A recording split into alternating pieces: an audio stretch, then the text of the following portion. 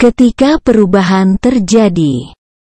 Saat ini, perubahan sedang terjadi di semua segi kehidupan kita, tidak ada seorang pun yang sanggup menahannya. Sepertinya tidak ada sisi kehidupan yang tidak dilanda perubahan. Mau tidak mau, perubahan akan melindas semua orang, semua kelompok, semua perusahaan, semua sistem, semua budaya, bahkan semua bangsa di dunia ini. Tidak pernah kita bayangkan bahwa mie instan yang ada di Indonesia sudah menjadi seperti makanan sehari-hari masyarakat Indonesia, sekarang sudah merambah ke Afrika dan Israel. Bahkan orang-orang Afrika mengakui bahwa ini adalah makanan inovasi lokal mereka. 30 tahun yang lalu, gerai toko Nam, Siola, Sarina, Goro, Hero, Maroko, Carrefour adalah raja dunia retail. Fakah hari ini, banyak dari gerai mereka tutup dan tergantikan oleh Bukalapak, Shopee, Lazada, dan juga Indomaret dan Alfamart. Bahkan lucunya, Indomaret dan Alfamart sering sekali bersebelahan tokonya. Belasan tahun yang lalu, dunia investasi hanya milik orang-orang yang kaya saja, orang yang banyak duit. Faktanya hari ini, dengan Rp500.000, setiap orang bisa membeli obligasi dan reksadana saham. Bahkan hanya dengan Rp5.000 saja, Anda bisa berinvestasi emas di setiap kantor pegadaian terdekat.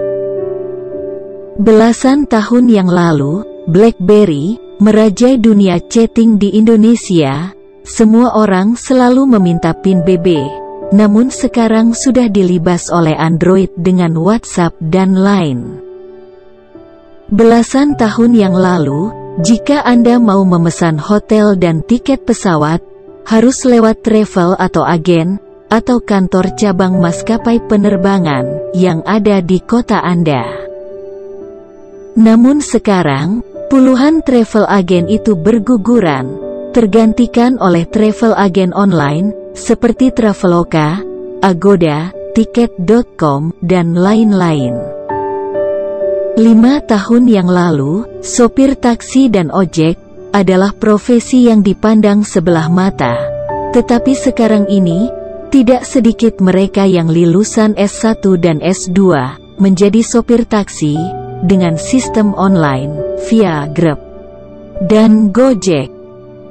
Tuhan sendiri menyatakan bahwa musim akan silih berganti, pengetahuan akan semakin meningkat, yang semuanya ini akan membawa banyak perubahan. Kejadian 8 ayat 22 yang berkata, selama bumi masih ada, takkan berhenti-henti, musim menabur dan menuai, dingin dan panas, kemarau dan hujan, siang dan malam.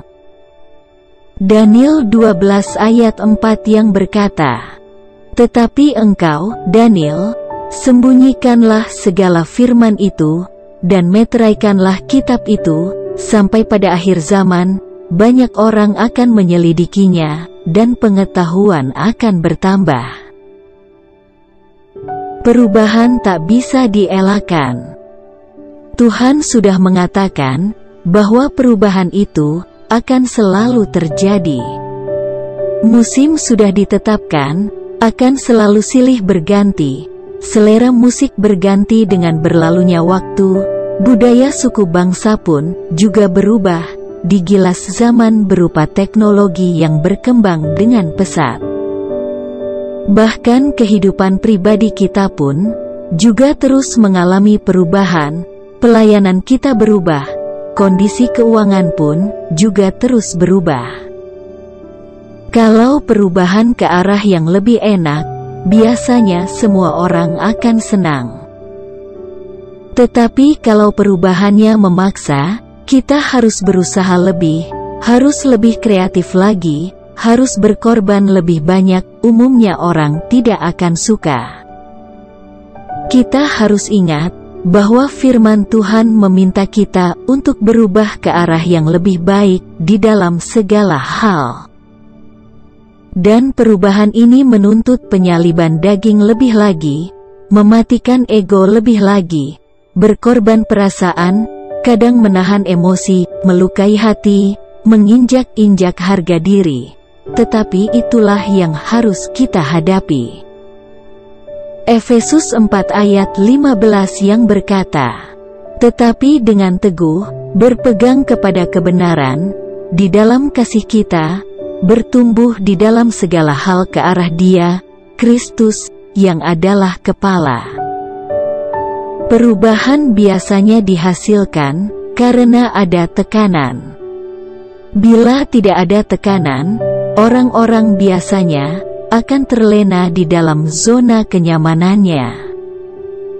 Orang menjadi malas, manja, dan akhirnya sombong.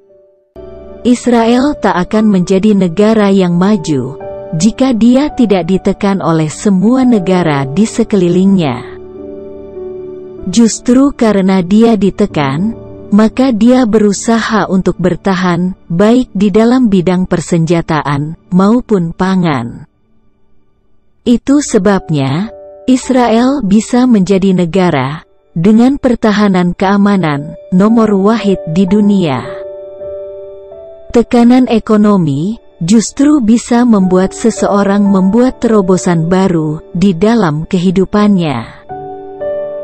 Tidak sedikit cerita kesaksian yang kita dengar, di mana seseorang yang sudah berada dalam keadaan yang paling rendah dari kondisi ekonominya, kemudian bisa bangkit.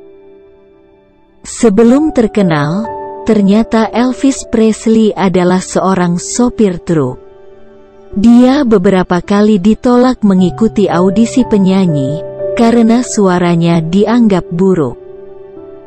Pendiri perusahaan e-commerce raksasa, Jack Ma, adalah salah satu orang yang terkaya di Tiongkok. Tetapi sebelum meraih puncak karirnya, Jack Ma sudah jatuh bangun terlebih dahulu. Itu sebabnya Tuhan mengizinkan kita untuk masuk ke dalam berbagai tekanan dan kesulitan hidup, karena tekanan dan kesulitan akan membuat kita berubah menjadi lebih baik lagi jika disikapi dengan benar. Itulah cara Tuhan membentuk karakter kita agar hidup kita semakin berubah ke arah Yesus. Tuhan tidak pernah berubah. Sementara semua hal di dunia ini, termasuk manusianya, senantiasa berubah, di sisi yang lain, Tuhan tidak pernah berubah. Tuhan selalu konsisten dengan maksud dan tujuannya. Tuhan tidak pernah berubah sikap dan karakternya. Firman-Nya tetap sama, hukum-hukumnya tetap sama. Tuhan tidak pernah berubah keberadaannya. Tuhan selalu sama, dulu, sekarang dan selamanya.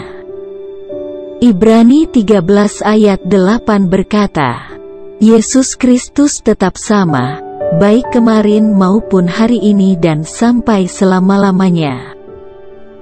1 Tawarik 16 ayat 34 berkata, bersyukurlah kepada Tuhan, sebab Ia baik, bahwasanya untuk selama-lamanya kasih setia-Nya. Amin.